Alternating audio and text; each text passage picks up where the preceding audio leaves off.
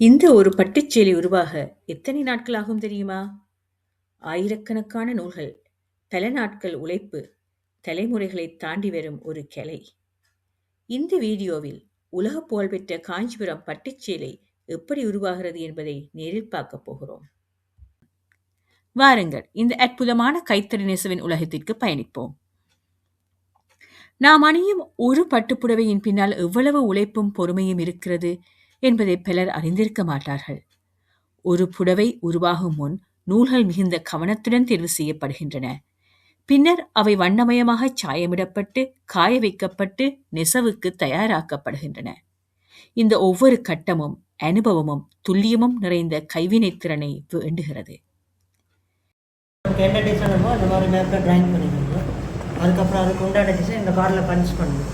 மேலே ஒரு கார்டை ரோலிங் ஆக அதுக்கு உண்டான டிசைனிங் வந்து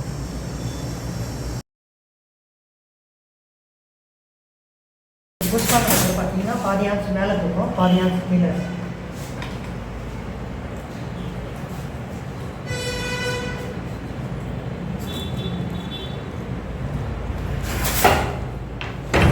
இப்போது நீங்கள் கேட்கும் இந்த டக் டக் என்ற ஒலி, அது ஒரு இயந்திரத்தின் சத்தமல்ல, ஒரு கலைஞனின் கைகளாலும் கால்களாலும் உருவாகும் இசை.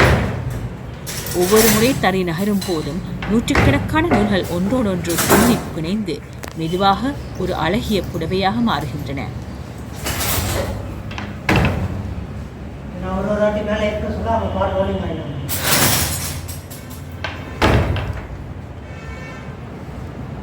பார்த்தீங்கன்னா பார்க்கறதுக்கு ஒரு ஆன்ஸ் மாதிரி இருக்கும், இல்லை 5 ஆன்ஸ் மிக்ஸ் பண்ணுங்க. 5 ஆன்ஸ். இது வேகமாக நடக்கும் வேலையல்ல, ஒவ்வொரு அங்குலமும் கவனத்துடனும் பொறுமையுடனும் உருவாக்கப்படுகிறது.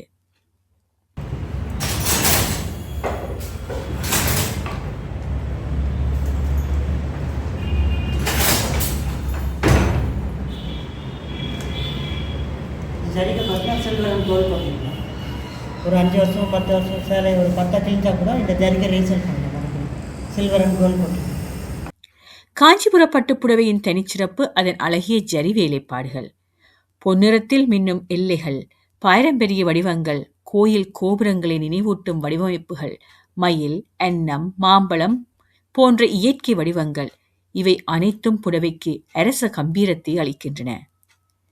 ஒவ்வொரு வடிவமும் ஒரு கதையை கூறுகிறது. ஒவ்வொரு நூலும் ஒரு பாரம்பரியத்தை சுமந்து செல்கிறது. சாரி வெட்டிங் சேர்னா மேக்ஸிமம் 15 நாள் ஆகும். ஒரு சாரி நார்மல் சேர்னா 3 days 4 days. ஒரு எளிய வடிவமைப்புள்ள பட்டுப்புடவையை நெய்யவே பல நாட்கள் ஆகலாம். சிக்கலான ஜரி வேலைப்பாடுகள் கொண்ட புடவைகளுக்கு 1 வாரம் 2 வாரங்கள், சில நேரங்களில் அதற்கும் அதிக நாட்கள் கூட தேவைப்படலாம்.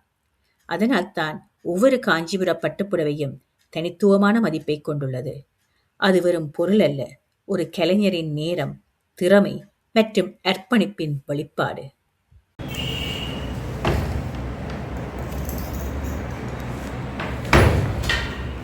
கீழே கடல் இருக்குது, நாங்கள் புஷ் பண்ண சொன்னால் பாதி ஆன்ஸ் மேலே வந்துடும், இன்னொரு வாட்டி புஷ் பண்ண சொன்னால் பாதி ஆன்ஸ் கீழே வந்துடும்.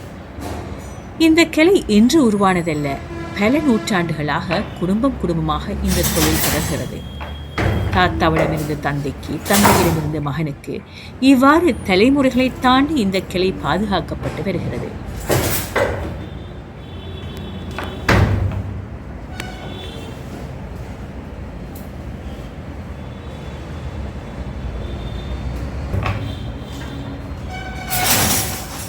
திருமணம், விழாக்கள், குடும்ப நிகழ்ச்சிகள் என்று எந்த முக்கியமான தருணமாக இருந்தாலும் காஞ்சிபுர பட்டுப்புடவை தனி இடத்தை பிடித்துள்ளது. அதன் தரம், நீடித்தன்மை, பாரம்பரிய வடிவமைப்புகள் மற்றும் கைவினை கலைதான் இதனை உலகம் முழுவதும் பிரபலமாக்கியுள்ளது.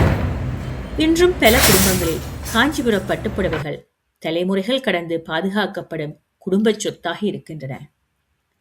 இந்த வீடியோவில் நாம் பார்த்தது ஒரு புடவையை மட்டுமல்ல, அதை உருவாக்கும் மனிதர்களின் பொறுமை, உழைப்பு, திறமை மற்றும் தமிழரின் பாரம்பரியத்தை. கைத்தறி நெசவாளர்களின் உழைப்பை மதிப்போம், நமது பாரம்பரிய கலைகளை ஆதரிப்போம்.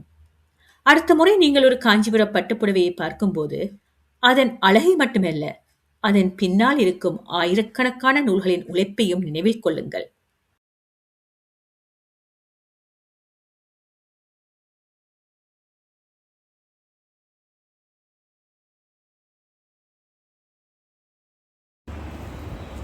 டசர் முந்தான பட்டு. வருது. இது ப்ளவுஸும் சாரி ஃபுல்லாக இதில் 10 கலர் இருக்குது. இந்த பயணம் உங்களுக்கு பிடித்திருந்தால் இந்த வீடியோவிற்கு ஒரு லைக் செய்யுங்கள். உங்கள் கருத்துக்களை கொமெண்டில் பகிருங்கள். இந்த பாரம்பரியத்தை மேலும் பலரிடம் கொண்டு சேர்க்க இந்த வீடியோவை உங்கள் நண்பர்கள் மற்றும் குடும்பத்தினருடன் ஷேர் செய்யுங்கள். மேலும் இதுபோன்ற தமிழ் பயணங்கள், பாரம்பரிய கிளைகள் மற்றும் ஆவணப்படங்களை பார்க்க எங்கள் சேனலை சப்ஸ்கிரைப் செய்ய மறக்காதீர்கள். மீண்டும் ஒரு புதிய பயணத்தில் சந்திப்போம். நன்றி, வணக்கம்.